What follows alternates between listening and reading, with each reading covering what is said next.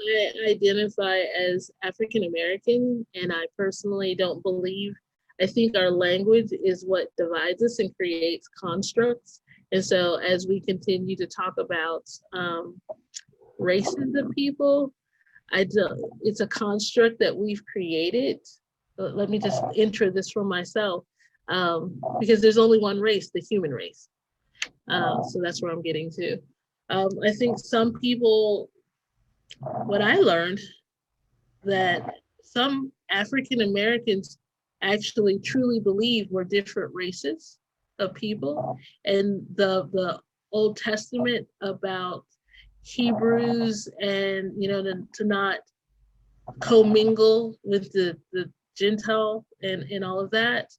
They truly believe that interracial marriages are against God, and that there is something unhuman about it. Or let's as a quick example, a black person and a white person to be married or have a relationship, they really believe it's against God and it's against the natural order of things, because we're different races, and they literally see us as like somehow completely different species, like the fish and the bird, kind of deal, which I was simply amazed at that discussion that was being given to me by a mentor, if you will. So just learning to take those parts that are important and leave the rest. A lot of people are of the belief that desegregation caused a lot of our values as African Americans to simply go away. The process of assimilation has really gotten rid of our culture, unlike many others that clustered and maintained, like the Native Americans, like the Hawaiians, and the like, that we have allowed ourselves to just disappear, if you will. And so the fight isn't just for rights. The fight is to be a people that don't disappear, and our ways don't disappear. Part of that being language justice. We picked Swahili for Kwanzaa, and but why? When you think about Kwanzaa being the language of the coastal people. Now, no, Kwanzaa still is an African language. They brought different words, and we have a reason to remember them, to say them, during Kwanzaa. But as you think about, it was the interior Africans that were being harvested, if you will, and transported through the Middle Passage into America. You would think possibly those people, because the contact and the relationship of the Swahili people to the slavers that came to shore was, they mixed together, and they hired those people, the exterior people, the shore people, to guide them in to capture the other. The other thing I think that gets lost is slavery did not look like the generational slavery that took place in the United States. People talk about there was slavery in Africa, but you could become free after a number of years. You could marry into the tribe and be just as respected by the tribe that conquered you as anybody else doing what have you. I mean, a lot of people don't take a look at that kind of aspect of what the definitions, again, what the words are, kind of deal. So I think a lot more of that needs to just be discussed and explained. And we have people who are African Americans who, believe certain things just like other people, that we need to be isolated, and that we should not mix, and we should not have children together. And somehow still, it works, it happens. We do love across the lines created by people, but there's still, again, those I've been chastised for dating outside my race. How dare you date a white man, kind of thing. And Black women shouldn't do that, most of all, but somehow it can pass that a Black man can marry a white woman. And then we take a look at, and there's the whole discussion of, there's a movie, it's called Jungle Fever. It was made by Spike Lee, and the whole economy of there being so few free Black men, let alone successful Black men, and him going for a white woman, kind of deal. There's more than just the surface, With that said, my name being Katonya, Katonya means more than just, more than just the heart. Excuse me, kind of deal.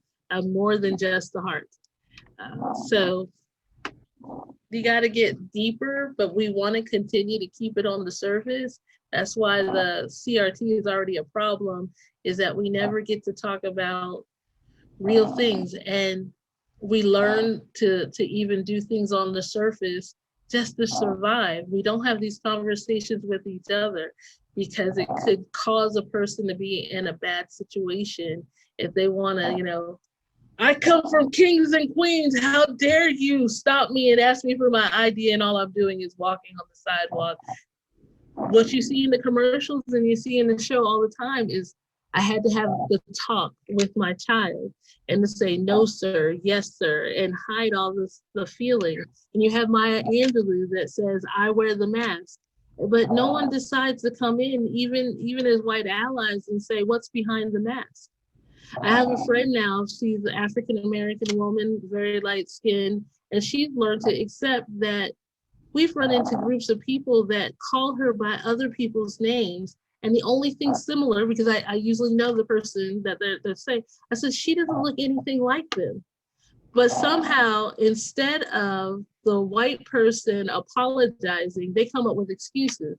And what she's learned to do is just make a joke out of it, make the white person feel better about calling her somebody else's name and walking away.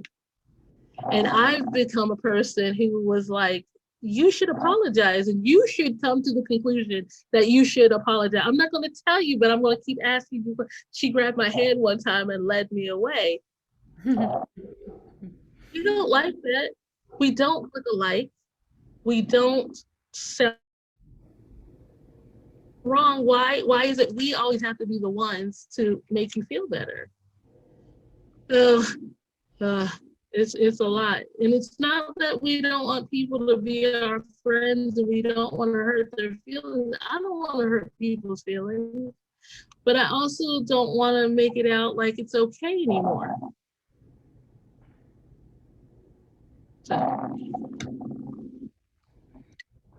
So I'm really glad we got to this point in the conversation because I've heard this, I've heard bits and pieces of what you've just been describing. So I'm going to try to re-describe as I'm supposed to, but then I think it's an interesting discussion, the whole progression of what you were talking about. So you were starting that we're all one race, but then you're also talking about different historic moments where, for instance, I'm trying to remember whether it was Juneteenth or I think it was for Kwanzaa. For Kwanzaa, they were using a language from the coast instead of a language from the interior, which would have been more appropriate because that's where more people were brought into slavery because they were using people that were on the exterior of Africa more to lead the ships in, or be more of the kind of coastal in and out economy versus going in and actually finding slaves more in the interior. And correct me, or wait till the end and correct me however you want to. But they were actually the guides. The guides to come They were in. actually the guides to bring them into the interior.